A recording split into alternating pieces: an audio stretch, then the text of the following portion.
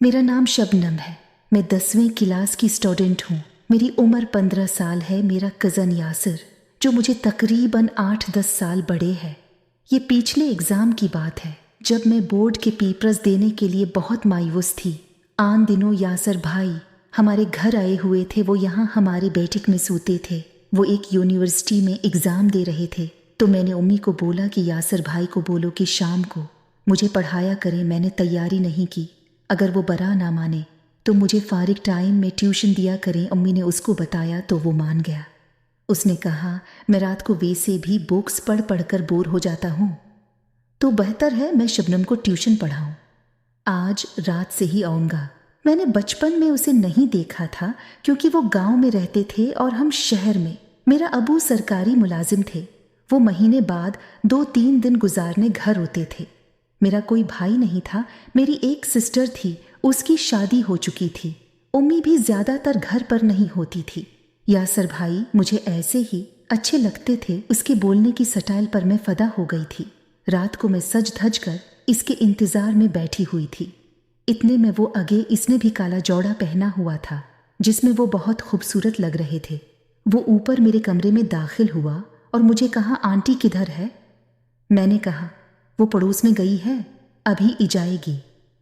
उसने कहा, अच्छा बुक निकालो, कौन से सब्जेक्ट में कमज़ोर हो? मैंने कहा, मीत में। उसने कहा, ठीक है, मीत की बक निकालो।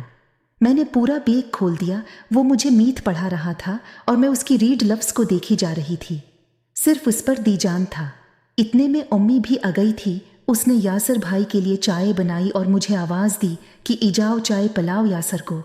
मैं जल्दी से सीढ़ियों पर उतर गई और चाय का कप पकड़कर वापस ऊपर जल्दी से जाने लगी। ऊपर मैंने यासिर भाई को देखा नहीं था। वो वापस नीचे उतर रहा था तो मेरे हाथ से चाय का प्याला गिरकर उसके दामन पर लग गया और नीचे इसकी शलवार भी गंदी हो गई। मैंने डर डर कर उसे सूरी सूरी बोल रही थी और जल्दी से अपना दोपटा उतार कर इसके दामन को साफ किया और उसको कुर्सी पर बैठा कर इसकी शलवार पर भी दोपटा मारा, जिससे उसने एक सिकी ले ली।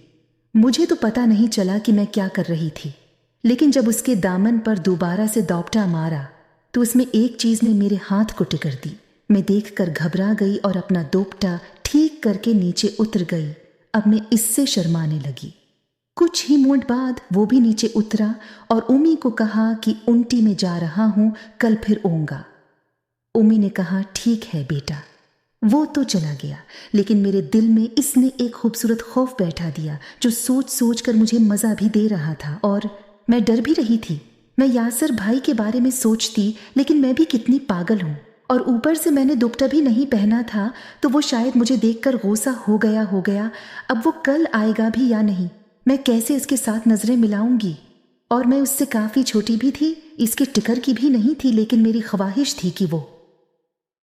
मेरे प्यारे नाजरीन, अगर आप मज़ीद ये कहानी देखना चाहते हैं तो मेरे चैनल को सब्सक्राइब कर दें, ताकि आपको इस कहानी के मज़ीद पार्ट मिल सके।